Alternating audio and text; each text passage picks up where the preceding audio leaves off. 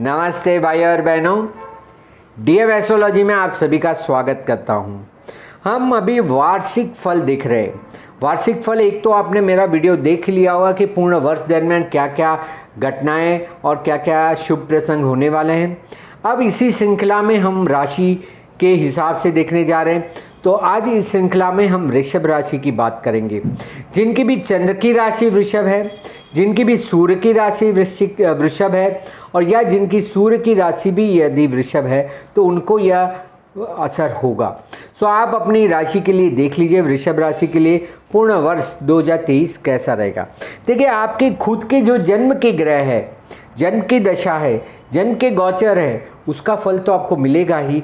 ये एक आपको विशेष तौर पे चंद्र की राशि के हिसाब से या मानसिक तौर पे या शारीरिक तौर पे आपको किन किन चीज़ों का ध्यान रखना है, किन किन चीज़ों में आपको विशेष फल है, ये पता चलेगा। तो आइए चलिए देखते हैं। पहले तो वृषभ राशि के लिए ग्रहों का क्या माहौल है सन 2023 के लिए। सबसे पहले बात करें तो आपके वृषभ राशि में सबसे पहले अच्छी घटना बनने जा रही है शनि की। शनि जो आपकी राशि के लिए योग कारक होता है, बहुत ही महत्वपूर्ण ग्रह होता है, वो आपके भाग्य स्थान में से आपके कर्म स्थान में प्रवेश कर रहा है। दोनों ही स्थान उसके खुद के घर के हैं, पर कुंभ राशि उसकी विशेषता मूल त्रिकोण राशि कही गई है, तो उसमें वो ज़्यादा अच्छा फल देता है। तो आपके भाग्य से ज़्यादा अभी आपको कर्म का फल मिलने वाला है। तो कर्म करना यह आपके लिए बहुत ही प्राधान्य का कार्य हो जाएगा वर्ष 2023 में। तो यह 17 जनवरी को आपका शनि, इस वर्ष के आरंभ में ये शनि महाराज आपके कर्म स्थान में आ रहे, वो बहुत अच्छा है। गुरु महाराज जो कि अपनी ही राशि में 11वें भाव में बैठे, वो 22 अप्रैल को 12वें भाव में चले जाएंगे। 11वां भाव फिर भी अच्छा होता है, 12वें भाव में यह व्यय स्थान होता है, गुरु का अच्छा स्थान नहीं होता है। इसलिए यह एक गुरु का आपको शुभ फल जो मिल रहा है वो अप्रैल तक मिलेगा, उसके बाद आपको ध्यान रखना पड़ेगा। और तीसरी महत्वपूर्ण घटना है राहु की। वैसे पूर्ण वर्ष दरमियान राहु महाराज आपके 12वें भाव में मेष राशि में भ्रमण कर ही रहे। 30 अक्टूबर 2023 को यह 11वें भाव में आ जाएंगे। 11वें भाव में वैसे राहु अच्छा फल देता है, सो 12वें भाव से आपका राहु मुक्त हो जाएगा। और 6 महीने के लिए 22 अप्रैल से लेके 30 अक्टूबर तक आपके 12वें भाव में गुरु राहु का चंडाल योग भी बन रहा है। इसका क्या फल होगा, क्या आपको ध्यान रखना है, वो हम आने वाले आगे के वीडियो में, हम आगे के समय में देखने वाले हैं। और भी एक है केतु महाराज जो आपके 6ठे भाव में है, वो 30 अक्टूबर में आपके 5वें भाव में आ जाएंगे। सो यह एक बड़ा ग्रहों का परिवर्तन आप देख सकते हैं कि आपके राशियों में कौन कौन सा ग्रह बदलने वाला है। अब इसकी असर आपकी राशि में क्या होने जा रही है वो भी देख लेते हैं। तो एक एक घटनाएं हम देखेंगे, जीवन के अलग अलग रूप देखेंगे कि किस चीज़ों के लिए आपको क्या ध्यान रखना है। सबसे पहले बात करें तो हम स्वास्थ्य की ही बात करते हैं, हेल्थ की बात करते हैं, क्योंकि यह हमारे लिए सबसे बड़ा हमारा दायित्व होता है। सो स्वास्थ्य के बारे में बात करें तो आपके लग्न में कोई ग्रह नहीं है, 12वें भाव में राहु जरूर है। सो वो आपको वर्ष दरमियान कोई भी अनिच्छय घटना, मानसिक तनाव, क्योंकि आपकी चंद्र से 12वें राहु चल रहा है तो मानसिक तनाव, टेंशन वगैरह दे सकता है। और आपके 6ठे भाव में केतु है, वो रोग संबंधी अभी भी कोई खास महत्वपूर्ण बदलाव नहीं लाएगा। सो जो आपके लग्न में वर्ष 2022 में आपके लग्न में राहु था और अप्रैल महीने में बदला था, वो अभी भी आपके 12वें भाव में ही है। सो अभी भी कुछ ना कुछ घटनाएं, दुर्घटनाएं जो शारीरिक तौर पे है उसको आपको ध्यान रखना है।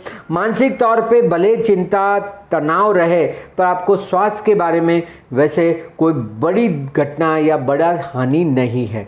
सो वर्ष दरमियान ऐसी कोई घटनाएं नहीं बनेंगी जिससे कि आपके स्वास्थ्य के बारे में हानि हो जाए। तो यह एक और अच्छी बात है आपके स्वास्थ्य के बारे में। दूसरी बात करें तो होती है संपत्ति, वेल्थ जिसे हम कहते हैं। वर्ष दरमियान संपत्ति में कोई ज़्यादा विशेष बदलाव नहीं आने हैं। आर्थिक आयोजन आप जो कर रहे हैं उसको अच्छे से करिए, परंतु जब गुरु महाराज 22 अप्रैल को आ जाएंगे आपके 12वें भाव में, तो गुरु राहु का चंडाल योग 12वें भाव में हो जाएगा। तो उस समय पे आपको आपकी आर्थिक चीज़ों में विशेष ध्यान रखना पड़ेगा।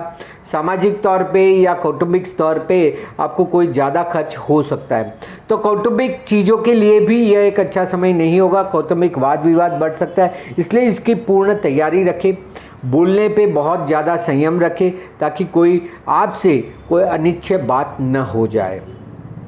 तो यह शनि महाराज भी जो दसम भाव में आपके प्रवेश कर रहे हैं वो भी आपको अच्छे कार्य में जोड़ देंगे, इससे भी आपको आर्थिक लाभ बढ़ेंगे। तो आर्थिक तौर पे वैसे कोई बड़ा बदलाव नहीं है, बस खर्च के ऊपर आपको काबू रखना है या गिनती बराबर से रखनी है, ये आपको ध्यान रखना है। बात करते हैं विद्याभ्यास की, क्योंकि विद्यार्थियों के लिए ये बहुत महत्वपूर्ण वर्ष होता है। तो विद्याभ्यास के लिए गुरु महाराज 11वें भाव से जो पंचम भाव को असर कर रहे हैं वो अप्रैल तक खत्म हो जाएगी। उसके पहले ही जनवरी में शनि महाराज 10वें भाव में आ जाएंगे, जो आपके चतुर्थ भाव को देखेंगे, अच्छी दृष्टि करेंगे। मेहनत करनी पड़ेगी, विद्याभ्यास में मेहनत का अच्छा फल मिलेगा। और यदि आप उच्च अभ्यास करना चाहते हैं, क्योंकि 11वें भाव से जो पंचम भाव को गुरु देख रहा है, और अक्टूबर में, जो कि अक्टूबर के अंत में 30 अक्टूबर को केतु महाराज पंचम भाव में आ जाएंगे, तो फिर विद्याभ्यास में थोड़ी हानि हो सकती है। तो आपको सामान्य अभ्यास में आप जितनी मेहनत करेंगे उतना परिणाम अच्छा मिल ही जाएगा। उच्च अभ्यास में भी अप्रैल तक तो कोई हानि नहीं दिख रही है। ज़्यादातर अप्रैल मई जून में ही एग्ज़ाम होती है और आगे की पढ़ाई का लोग प्लानिंग करते हैं। तो उसके पहले ही अभी से जनवरी, फरवरी, मार्च, अप्रैल तक का आपको समय है। तब तक सोच रखिए कि आपको उच्च अभ्यास करना है, कहाँ करना है, किस क्षेत्र में करना है, वो सोच के रखिए। इसके बाद थोड़ा आपको विचलित कर सकता है जब गुरु राहु 12वें भाव में आ जाएंगे। तो उच्च अभ्यास के लिए जो कोई भी आप प्लानिंग करना चाहते हैं, अपने लिए कोई क्षेत्र चुनना चाहते तो बिल्कुल चुन लीजिए अप्रैल तक, ताकि उस समय के बाद आपके निर्णय पे आप कार्य कर सकते हैं। बाकी जो मेहनत करेगा, देखिए शनि बहुत अच्छी स्थान पे है, तो जो मेहनत करेगा अभ्यास के लिए उसको फल जरूर प्राप्त होगा, तो कोई हानि नहीं है। इसके बाद बात करते हैं रोग की। तो रोग स्थान में मैंने वैसे ही बता दिया कि केतु महाराज पूर्ण वर्ष दरमियान है, अक्टूबर के बाद ये यहाँ से चले जाएंगे। तो तब तक वैसे भी 12वें भाव के राहु का असर है ही आपके ऊपर। कोई ना कोई अनिच्छा घटना, अचानक से कोई घटना बन सकती है, घट सकती है, इसलिए अपने स्वास्थ्य के बारे में या बीमारियों के बारे में बिल्कुल निश्चित ना रहे। केतु वैसे भी कोई चीज़ों को दर्शाता नहीं है, इसके पास कोई इंद्रिय नहीं है, तो आपको पता नहीं चलेगा कि आपके साथ क्या घटनाएं घट रही है अंदर से। और जब गुरु महाराज 12वें भाव में आ जाएंगे 22 अप्रैल के बाद, तब ये चीज़ें बढ़ सकती है। तो अपने स्वास्थ्य के बारे में या बीमारी के बारे में बिल्कुल निष्काळजी मत रखिए, और कोई ना कोई इलाज है, कोई ना कोई जो चिन्ह है, अगर कोई दिखता है सिम्टम्स, तो इसको नज़रअंदाज ना करें और इसके ऊपर ज़रूर कार्य करें, इलाज करा लीजिए। तो ये बहुत महत्वपूर्ण है बीमारी के लिए। बात करते हैं शादी ब्याह या लग्न जीवन की। जो कोई भी शादी करना चाहता है तो इनके लिए जब तक गुरु महाराज अप्रैल तक, 22 अप्रैल तक, जब तक 11वें भाव में वो आपके सप्तम भाव को असर कर रहा है, तो कोई पात्र आप निश्चित करना चाहते हैं, कोई आपके पास है, उससे बातचीत करना चाहते तो कर लीजिए। क्योंकि उसके बाद गुरु महाराज जैसे परिवर्तन करेंगे, राशि परिवर्तन, तो फिर आपको दिक्कतें आ सकती है और आपको अच्छा पात्र नहीं मिल सकता है। फिर वर्ष दरमियान, पूरे वर्ष दरमियान ये योग नहीं बनेगा। गुरु राहु 12वें भाव में आ जाने से आपको चाहिए या मनपसंद पात्र नहीं मिलेगा। तो जो लोग भी शादी ब्याह करना चाहते हैं वो निर्णय अपने पहले 4 महीने में ले ले। जो भी अच्छा पात्र है, अगर पसंद है तो उसमें आगे बढ़ जाइए और फिर शादी तय कर लीजिए। और अगर तब तक नहीं होता है तो फिर ज़रूर इंतज़ार करें, कोई इम्पल्सिव या जल्दबाजी करके कोई निर्णय अप्रैल के बाद ना ले, नहीं तो हानि हो सकती है। तो शादी ब्याह के लिए यह वर्ष थोड़ा जल्दी डिसीजन लेना पड़ेगा। जो वैसे ही शादी का ब्याह कर चुके, जो लग्न जीवन का आनंद ले रहे, उनको भी अप्रैल तक तो गुरु महाराज की दृष्टि है सप्तम भाव में, तो कोई हानि नहीं है। उसके बाद गुरु और राहु का योग बन जाएगा तो आपके लिए थोड़ी दिक्कतें हो सकती है। कोई पारिवारिक समस्या आ सकती है या कुछ कौटुंबिक समस्या, बोलने करने में कोई दिक्कतें आ सकती है। तो उसके बाद थोड़ा धीरज रखें और शांति बनाए रखें। लग्न जीवन में वैसे कोई आपत्ति नहीं है, कोई विवाद नहीं है। जो लोगों का लग्न जीवन वैसे थोड़ा विवादित चल रहा है या कहीं डिस्प्यूटेड है, उनको भी कोई ना कोई चीज़, समस्या समाधान पे आना है, तो अप्रैल तक समय है। बिल्कुल समाधान का मार्ग अपनाएं और आगे बात को न बढ़ाएं। बच्चों की बात करें तो जो कोई भी बच्चों की प्लानिंग करना चाहते हैं तो बिल्कुल कर ले, क्योंकि अप्रैल तक गुरु महाराज जो 11वें भाव से पंचम भाव को देख रहे हैं वो आपके लिए शुभ फलदायक है। तो अप्रैल तक अगर आप निर्णय ले लेते, पहले शुरुआत के 4 महीने के अंदर अगर आपने नक्की कर लिया कि इस साल संतान करना है, तो बिल्कुल उसके प्रयत्न चालू कर दीजिए। क्योंकि वर्ष के आखिर में जब अक्टूबर में राहु महाराज 11वें भाव में आ जाएंगे और केतु पंचम भाव में आ जाएगा, फिर आप उसको फल नहीं ले पाएंगे और पूर्ण 2024 में भी आपको ये फल प्राप्त करने में बिल्कुल कष्ट आ सकता है। तो यदि आप बच्चों के लिए कोई प्लानिंग कर रहे हैं तो वर्ष के आरंभ में शुरू के 4 महीने में यह फल ले लेना चाहिए, ताकि आपको उसका फल आगे वर्ष के आखिर तक में मिल जाए। तो बच्चों के लिए अगर प्लानिंग करते तो बहुत अच्छा समय है। यदि आपके पास बच्चे हैं, आपके बच्चे हैं और उनके विद्याभ्यास के लिए, उनके तरक्की के लिए, उनके व्यवसाय के लिए या उनकी शादी ब्याह के लिए अगर आप चिंतित हैं, तो उनके बारे में भी कोई मार्गदर्शन आपको देना है या कोई निर्णय लेना है तो अप्रैल तक ले लीजिए। उसके बाद यह चीज़ें थोड़ी दिक्कतें वाली या समस्या से घिरी हुई रहेगी। सो जो भी संतान से जुड़ा, संतान करना या संतान है उनके बारे में कुछ करना है तो आप अप्रैल तक जरूर निर्णय ले लीजिए। इसके बाद अक्टूबर के बाद और सन 2024 में आप जैसे चाहिए ऐसा फल नहीं ले पाएंगे। तो बेहतर रहेगा कि अभी ही उसके बारे में कोई सोच रख दीजिए, कोई निर्णय ले लीजिए और आगे बढ़िए। यह है आपके लिए। जो कोई भी विदेश यात्रा करना चाहता है या विदेश में स्थायी होना चाहता है, फॉरेन सेटलमेंट या फॉरेन ट्रैवलिंग, उनके लिए भी अच्छा समय है। शनि महाराज जो आपके 9वें भाव से जा रहे हैं तो आप विदेश यात्रा की प्लानिंग कर सकते हैं, परदेश में स्थिर हो सकते हैं। और राहु महाराज तो 12वें में है ही, गुरु महाराज जब आ जाएंगे तो आप में जो अड़चने मुसीबतें आ रही है उसमें भी कुछ ना कुछ समाधान आ सकता है। तो यदि आप पीआर के बारे में है, अगर आपको सिटीजनशिप मिलना है, पीआर के लिए, परमानेंट रेसिडेंसी के लिए अगर आप इंतजार कर रहे हैं तो बिल्कुल यह आपको जनवरी के बाद कभी भी आपको मिल सकता है। विदेश यात्रा करनी है तो आपके लिए समाधान या सरलता हो जाएगी, तो उसमें भी आपको उचित फल मिल सकता है। तो ऐसी विदेश यात्राओं से, विदेश स्थायी होने से ऐसे कोई दिक्कतें नहीं दिख रही, आप बिल्कुल ही उसके लिए कार्य कर सकते हैं। बात करते हैं अब नौकरी पेशा लोगों के लिए। जो लोग नौकरी पेशा है, जो कहीं ना कहीं नौकरी कर रहे, उनके लिए यह वर्ष अभी भी कोई ज़्यादा शुभ फलदायक नहीं है। केतु महाराज आपके 6ठे भाव से अक्टूबर तक रहने ही वाले, नवंबर दिसंबर ये 2 महीने में थोड़ा परिवर्तन आएगा। इतना है कि गुरु महाराज 12वें भाव में जब अप्रैल में आ जाएंगे तब थोड़ी राहत होगी। पर अभी भी नौकरी में बदलाव मत करें, नौकरी में जो कर रहे हैं उसको करते रहिए। देखिए केतु कोई इंद्रियों का कारक नहीं होता है, इसलिए वो कोई इंद्रियों को दिखा नहीं सकता, कोई चीज़ की अनुभूति करा नहीं सकता है। तो आप चाहे यह जॉब में रहेंगे, यह नौकरी में रहेंगे या नौकरी बदलेंगे, वहाँ पे भी हालात वही रहेंगे। बेहतर होगा जहाँ है वहाँ रहिए, बदलाव ना लाए, नहीं तो आपकी स्थिति नहीं बदलेगी, बस आप एक समस्या से दूसरी समस्या में आ जाएंगे। तो नौकरी पेशा लोगों के लिए ये कोई बदलाव का समय नहीं, बस आप जो कर रहे हैं उसको करते रहिए। देखिए 10वें भाव में जो शनि महाराज आया ये कर्म प्रधान है, अपने कर्म पे विश्वास रखिए, अपना कर्म करते रहिए और फल जरूर मिलेगा।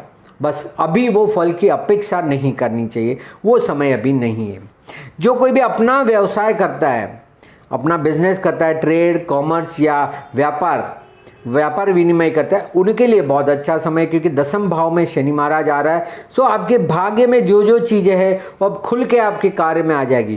कार्य में बदलाव बहुत ज़रूरी है, कोई नया कार्य करना चाहते तो बहुत ज़रूरी है, बहुत अच्छा समय है। व्यापार में कुछ नई चीज़ें करना चाहते, नया बदलाव, नए कस्टमर लाना चाहते, नई कोई टेक्निक यूज़ करना चाहते तो बिल्कुल करिए। यह 2.5 साल या अप्रैल 2025 तक रहने वाला है। शनि महाराज आपके 10वें भाव में, तो कुछ भी अगर आप बदलाव लाना चाहते तो बहुत अच्छा समय है, बिल्कुल उसमें ध्यान रखें। और पूर्ण वर्ष दरमियान अपने कार्य के अलावा किसी भी क्षेत्र में ध्यान ना रखें। सो व्यवसाय, व्यापार, उन सभी के लिए बहुत अच्छा समय है। नौकरी पेशा लोगों के लिए ये शांति से काम करने का समय है, बदलाव नहीं लाने हैं। बात करते हैं सोशल या मित्रगण की, तो सोशल 11वां भाव जो होता है वो सोशल लाइफ, सामाजिक क्षेत्र, हमारे मित्र वर्तुल, ये सब का होता है। जब अप्रैल तक, 22 अप्रैल तक गुरु महाराज है यहाँ पे, तो आपको जितना भी इससे फ़ायदा चाहिए, जितना भी सोशल मीडिया से, सोशल सामाजिक कार्यों से लाभ चाहते, इच्छा पूर्ति करना चाहते तो बिल्कुल कर लीजिए। इसके बाद गुरु महाराज चले जाएंगे तो आपको उचित लाभ नहीं मिलेगा। मित्र सर्कल से आपको कोई अगर बदलाव लाना है, रिलेशन इंप्रूव करना है, तब तक कर लीजिए। इसके बाद राहु आएगा, पर वो अचानक से रिलेशन में इंप्रूवमेंट या बदलाव ला सकता है। उसकी उम्मीद रखने के पहले आप अप्रैल तक अपने पुराने संबंध जो आपके सामाजिक क्षेत्र पे है, मित्र वर्तुल से है, सोशल मीडिया में, ये सब में जो कोई भी बदलाव करना चाहते बिल्कुल कर लीजिए और अच्छा फल प्राप्त कर लीजिए। इच्छाएं पूर्ति करने का यह समय है, तो बिल्कुल उसका लाभ ले लेना चाहिए। बात करते हैं जगह की, प्रॉपर्टी की। यदि आप प्रॉपर्टी लेना चाहते, बेचना चाहते तो यह समय उचित नहीं है। उससे अच्छा आप उसमें बदलाव करना चाहते तो बिल्कुल करना चाहिए। अगर आपके पास पुरानी प्रॉपर्टी है, उसको रिनोवेट करिए, इम्प्रूवमेंट लाइए उसमें, ये ठीक है। पुरानी बेच के नहीं लेनी है, अगर ले बेच करके इसी साल में करना है तो बहुत अच्छा समय। व्यापार से जुड़ी हुई फैक्ट्री है, ऑफिस है, वो सब में बदलाव लाना चाहते तो बहुत अच्छा समय। तो बिल्कुल ही शनि जो 10वें भाव में आ गया है आपका, तो व्यापार से जुड़े हुए संस्थान या तो प्लेस में कोई बदलाव लाना चाहते तो बिल्कुल ला सकते हैं। उसमें कोई इम्प्रूवमेंट करना है, डेवलपमेंट करना है, रीडेवलपमेंट करना है, बिल्कुल करें। पर बेचने का अभी योग नहीं है, ना ही खरीदने का है। खरीदने में अगर पुरानी प्रॉपर्टी खरीदते तब तो ठीक है, पर पुरानी बेचना चाहते तो अभी रुक जाइए। बेच के कुछ नया लेना चाहते तब ठीक है, पर अगर पूरा का पूरा प्रॉपर्टी नया लेना चाहते तो रुके रहिए। इतना उचित समय आपके लिए ये नहीं है। बिना वजह खर्च ज़्यादा हो जाएगा। गुरु राहु 12वें भाव में है, इसलिए। बात करते हैं लिटिगेशन के लिए। देखिए, आपके 6वें भाव में केतु महाराज अक्टूबर तक रहने वाले। सो जो कोई भी आपका कोर्ट कचहरी या ऐसा कोई लिटिगेशन चल रहा है तो उसमें अभी शांति बनाए रखिए। आपके चाहने नहीं चाहने से भी सामने वाला जो होगा, जो आपके अपोनेंट पार्टी है, उसमें कोई बदलाव नहीं आएगा। आप कितना भी उसको ऑफर दे ले, अभी उसमें कोई बदलाव आने की उम्मीद कम है।